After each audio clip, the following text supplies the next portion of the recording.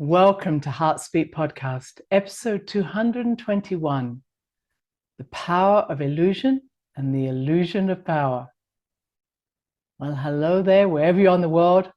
I hope you enjoyed the solstice, whether you were in the Northern Hemisphere and it was a winter solstice, or the Southern Hemisphere, it was a summer solstice. Whatever you were experiencing, solstices are turning points in our life. And it really felt that this solstice was a huge turning point in humanity's life, in the way in which we're going to live. It isn't all over. It's not like, wow, we're there now. But it is a fact that something big has turned. Something big is no longer going in one particular direction. And you may well have felt that shift in yourself. It may have caused you to have disturbed sleep or feel a bit off balance. Never fear, things are going to settle again, but we are moving forward with great gusto into not just 2023, but into the next few years, which are going to be mind-blowing, paradigm blowing. Nothing like it can we ever imagine. So buckle up those seatbelts, but be ready to move. And a lot of that was also inspired by the fact that Jupiter has moved back into Aries again. It spent a little bit back time back in Pisces recently. And it was in Aries during the year and has now gone back in there. And Jupiter is about expansion, exaggeration, enthusiasm, in Aries for adventure, for taking risks, for setting out on a new hero journey, for innovative ideas, but also for war. And so the downside of Jupiter is that it becomes manic. It becomes out of control. It doesn't see the problems. It just says, yes, let's go for it. And I think we're seeing some of that happening, where there are those who quite like the idea of us continuing wars, and those wars may be against another country, another culture, against ourselves, and we may be doing the same for ourselves or to ourselves. But what is going to happen is that we're going to come to a time in March where Chiron, the wounded healer, is meeting this Jupiter, and it's going to really bring to a head, is war a good idea? Is actually finding enmity against someone else a good idea? Is it not that we now need to find not just peace, but a commonality, a community? Where do we have similarities rather than where do we find things that we oppose in someone else? That's down the road. But with Aries, it is a matter of often just getting excited. It's almost like a quick fix and then moving on to something else. And I'm watching as some of our leaders are making decisions that are just quick fix decisions, enthusiastic decisions, but not actually following up. And that, I think, is a problem. I always say, if you believe in a war, you should be the person who's right at the very front, leading the march or leading the charge, not sitting back in some office. And we've seen that too many times over hundreds of years now of different wars that really have never become successful, except for the very few who benefit from a war. So that's going to be a theme over these next few months. Jupiter stays in Aries until May, and I will be talking more about that, I'm sure, as we go along. But we need to start to heal from the wars that not only have been to our physical body, but maybe to ourselves. Where do we need to heal those battles that go inside our minds? And then we have a new moon in Capricorn on the 23rd of December.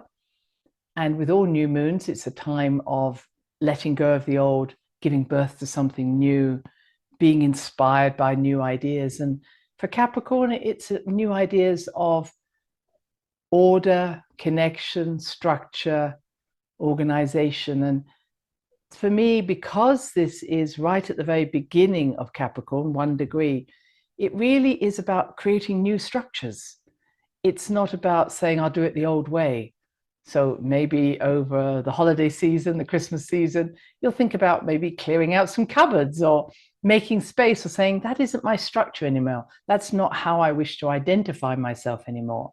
So you might make plans for the new year where you say, okay, if you're working, how am I going to change my working structure? If you are self-employed, how am I going to change my calendar? This is a great time for saying, what does my calendar want to look like? Capricorn loves lists and calendars. So how am I going to structure my year, structure my time? And that's why people make New Year's resolutions that they don't always keep. But you could, over these next couple of weeks, really make a note in your calendars of crossing out days when you're going to just have days to yourself, or putting something in that you feel you've always been wanting to do. So good time for making lists, getting calendars. But it's square to this Jupiter. So you've got the sun square to this Jupiter energy. So this Jupiter energy is, let's just go, let's move on, and out we go. And we don't have to think about the future. We're just dealing with the moment. And Capricorn says, no, we need to plan. We need to organize. So I think that this energy you may feel is, and especially if you have anything in your astrology chart around that 1 degree, 2 degrees, whatever it is, you may find yourself, oh, I'm being held back. But maybe what Capricorn's really trying to say to us all is focus. Focus, again, following on from last week. What's the point? What's the intention? Where are you going? Is this a short-term fix, or is it something that you could see yourself doing down the road? And where's this intention coming from? Is it coming from a sort of base chakra, woo, I just love the excitement, or the solar plexus, oh, I need this? Or is it coming from a heart base, or a sense of, actually, this is going to enhance my beingness by doing this? So Jupiter, very over-enthusiastic. Yes, Capricorn can be a little bit restrictive, but bring them together and you find a nice balance. And I think that's what we're moving into. We also will have Mercury going retrograde on the 29th. And so when that goes retrograde, travel may be restricted, communication, all those wonderful Mercurian ideas, computers not working. But over these next few weeks, if things don't work the way you want, or you're restricted because of snow or ice, just take it as a gift of saying, okay, maybe this isn't a great time to set off into an adventure. Maybe this is a time to settle in and review what's going on and make good plans where this is going to sustain you on the long term rather than just the short term. So that's happening. And next week, I'll spend a bit more time talking about the overall patterning for 2023. We have lots of excitement going on. But I wanted to focus on one thing that I know I'll spend more time talking about, but Saturn going into Pisces. Saturn has been in Aquarius. It's really that part, Saturn, the authority. In Aquarius has been an authority telling us about new ideas or how we're going to live our lives. And yes, Saturn has also created more communities, which is very an Aquarian idea.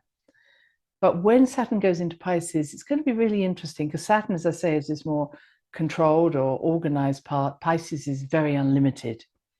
So when these two come together, you almost have organized chaos going on. And if you want to look back, it was probably the early part of the 1990s, I think around 1992, 93, when Saturn was in Pisces last time. It takes about 29 years to repeat its pattern. And there we had the Bosnian Wars, or we had the release of Mandela. We had other things happening where they were both very positive energies of expansion, bringing harmony, Piscean, love thy neighbor as thyself, sacred marriage of opposites, a lot of coming together. But at the same time, we had the opposite in the Bosnian Wars or the Serbian Wars, where there was enmity between groups who were supposed to get on with each other. So I think that what we could be seeing over the next 2 or 3 years is more and more groups actually recognizing the sameness and coming together, and groups who, for some reason, and it's already been happening, we've all been seeing this, is we need to go to war against ourselves, or go to war against anybody who isn't like us. I say ourselves, because who we go to war against is often a reflection of ourselves. So we, as evolved human beings, we need to stop that cycle and say, I'm not doing that. If there's a part of me out there that I feel uncomfortable with, it's time that I went to meet it, find out what it is in them that is inside me. And many of the wars have ended because especially women have had the courage to go across the borders and meet people and say, what's it like being a woman here? What's it like being a man there? And actually realizing there's a lot of commonality. I think that that's what we're not always allowed to see, is where different groups, individuals, actually cross borders, meet. And there's that lovely story of, whether it's true or not, but the footballers in the First World War, the Germans and the Brits, I think mainly, on Christmas Day, coming together in no man's land and playing soccer, playing football, and just realizing that's a common connection, both loving soccer, football. But it's a sense of we need to now understand how commonly connected we are rather than what separates us. And I think Saturn going into Pisces is going to both give strength to cults, people taking more and more mind-altering drugs, even having cults involving that, healing, which is fine if that's where you want to go. But the fact is, it also, Pisces, because we're living in the age of Pisces, and we have been for 2022 years now, it is also about where it should have been the sacred marriage of opposite, two groups coming together. It's been much more about one fish at the front, or the other fish following. So it's been a time of looking for gurus and masters and messiahs and leaders, and literally giving them our power and say, I will follow you, and here's my power to do so. And when things go wrong, of course, we can blame them because we weren't in control. Well, that time is finishing. And not only with Saturn going into Pisces, but Pluto eventually going into Aquarius in March, we are at this meeting place between Pisces and Aquarius. We're in this meeting place where giving away our power is no longer an option. Believing that somebody else is more powerful is no longer an option. It's an illusion. Taking back our power is our future. Recognizing maybe we've always been powerful is our future. That is the shift that humanity is going through. And this idea that people are more powerful than us is an illusion. Or the illusion that they believe that they're more powerful than us. In the way that we see power, power is often seen as power over someone. I have power over you. Or I can restrict your power by turning off the heating or doing other things. But true power doesn't come from those things. True power comes from knowing yourself, from harnessing your wisdom by having experiences. And each of you have had, and I've had, experiences that have made me more powerful, not because I've come out fighting, it's because I know myself more fully. I've strengthened my core. And the more we've been in experiences, the more wisdom we've gained, the more knowledge we've gained of ourselves, that's true power. And it can't be taken away. But nor can I ask someone, to give me their power. I don't want anybody else's power. I have it in my core. And you just imagine a world where each of us know who we are. Each of us lives from our fullness. There would be no need to steal energy, vampire energy. It just is. And you may say, well, yes, but they could hurt me or take away my life. That's very true. But the essential part of you cannot be destroyed. The power of who you are is eternal. And so the illusion that you could even give away that or even take in power is the illusion there. And we've all built that from going through maybe dark nights of the soul or having experiences that were very difficult to us, but we've come out stronger, haven't we? And what I teach in my women's work, especially around the new moon, is on the day before the new moon or the first day of your period, you release. So I suggest taking a glass of water, putting your hands around that glass and putting into the water everything you're ready to let go of. And sometimes I just put in everything that I believe I am, all my identities, all the stories I tell. I just flood that water into, flood those ideas into the water. And then just pour the water on the earth and say, Mother Earth, will you please transform this? Because this is not who I am. I am the being that has created these identities, but it doesn't make me more or less powerful because of that. So I really save to, especially to the women listening, those days, that first night of the dark moon, which is the day before the new moon or the first day of your period, your most powerful gift is being able to die to who you think you are in the outer world. And on that second day, which is the new moon or the second day of your period, you find out, actually, even without all of that happening, I still exist. In fact, I exist more because I'm now not shrouded or masked by identities that are not true to me. And the power that is available to us is so much more once we make that deeper connection with what I call the ocean of possibilities or universal consciousness, whatever you want to use it, the great love of God or goddess, whatever you believe in. Without our masks, we realize that divine spark has always been present in us. It's not something we have to reach for. That's a story that we've been taught. And so many, unfortunately, religions have played upon that solar plexus, telling us that we are to blame or we're guilty or we're victims or we're martyred and we're never good enough. That's very solar plexus based. And all the major religions play on that. But when you go to your heart, you go to your third eye, you go, that's just a game. I can take part in that game. I can play that part in a film or a play. It's not who I am. And I think that's what we forget, that we may feel that we're a victim or we take on the role of a martyr or whatever. But if we could just hear ourselves say, I'm just choosing this part in this play. In a few minutes, I can walk off the stage and be a completely different character. It's really, that's the illusion that's being created. Those who wish to manipulate have known how to pull the strings, how to give the illusion they're in control or the illusion that they have power, when truly they don't. They're just manipulating the energies, and it's our energies. And when we choose not to play that game, everything changes. And I was thinking about this for myself and how that's been part of my story.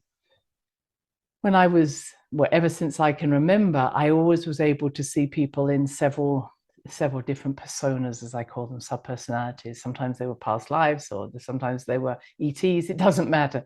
But in front of me, I could perceive all these personas, which was rather confusing as a child because I didn't know who I was supposed to be talking to.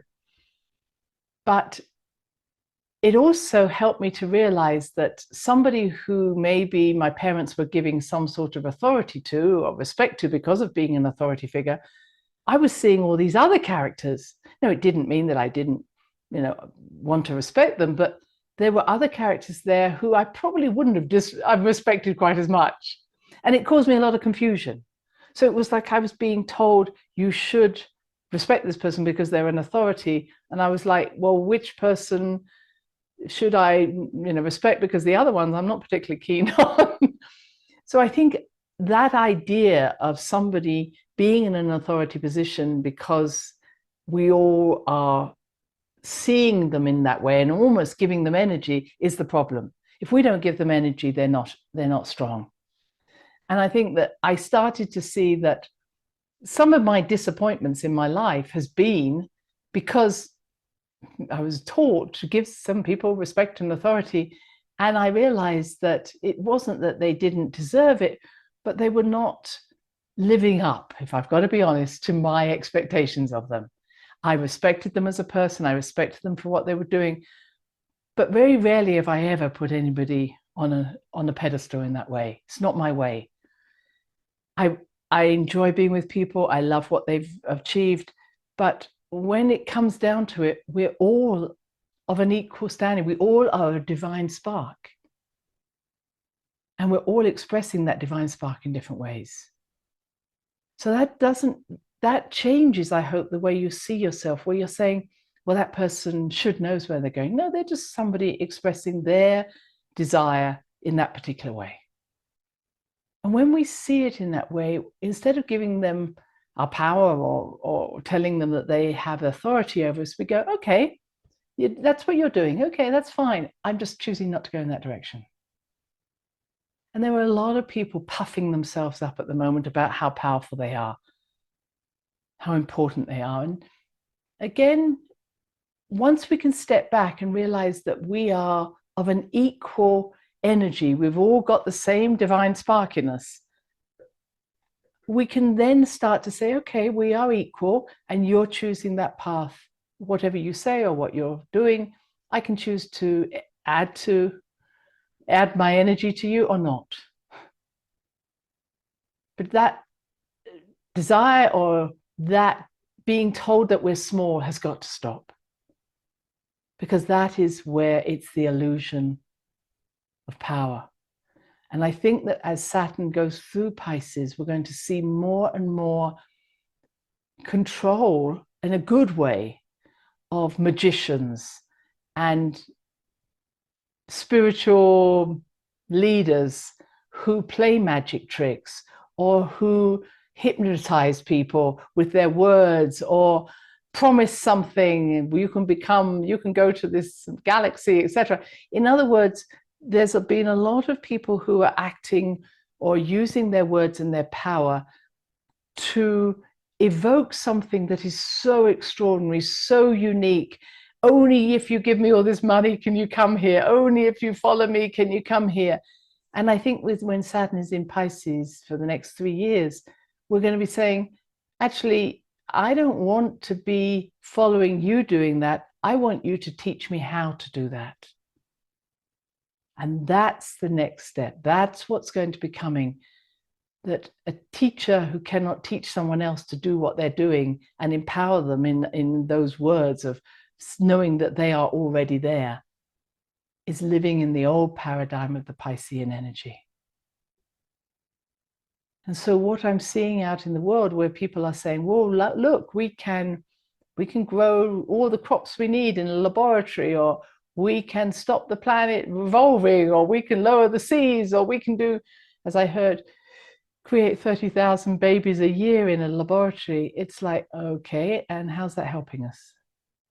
And that's really the question we need to be asking. Is this really helping humanity?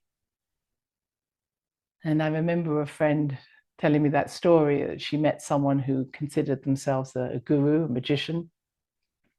And he kept saying things like, look, I can produce gold in my hand. And she would say, how's that helping humanity? And he would say, look, I can disappear and appear. How's that helping? Look, I can turn up in your bedroom. She said, how's that helping? And I think there's a lot of what's happening out in the world that might be extraordinarily unique, creative, innovative, but how's it helping humanity? And that's going to be the future. Does this help every man, woman, and child evolve? No. Growing babies in a laboratory or plants is not. Because the one thing that humanity is so strongly involved with is the life force within us, emotion, compassion. When a baby's in a womb, there are so many hormones flooding through that baby, so many energies on an etheric level flooding through that baby, connecting with the mother, with the father. You can't produce that in a laboratory. You can't produce the life force of millions of years of growth of a plant in a laboratory. We're going to start to understand the richness of a flower, of a plant, a vegetable, not because we've just grown them this season. They contain the consciousness of all plants, the consciousness of all trees. And it's the accumulated consciousness, the evolving consciousness of the plants, the trees, the stars, the babies, that is what makes humanity rich. Without that, we don't exist. So when I hear us moving along a path towards that, someone saying, this is the way it's going to be, I'm going to keep asking, and how's it helping humanity? Because I see so many who choose, or so many leaders who are choosing to actually move into a way that is not the way I choose to be in. So I leave you with this wonderful holiday season, the time of the new moon, Christmas, New Year. We'll be talking before then. But please see that power cannot be given or taken. Power is yours. Own it, love it, respect it, be all that you are. It is the gift that was given to you that can never be diminished. It can only be enriched by your experiences. And anybody who stands up and says, look how powerful I am, I say, bring it on.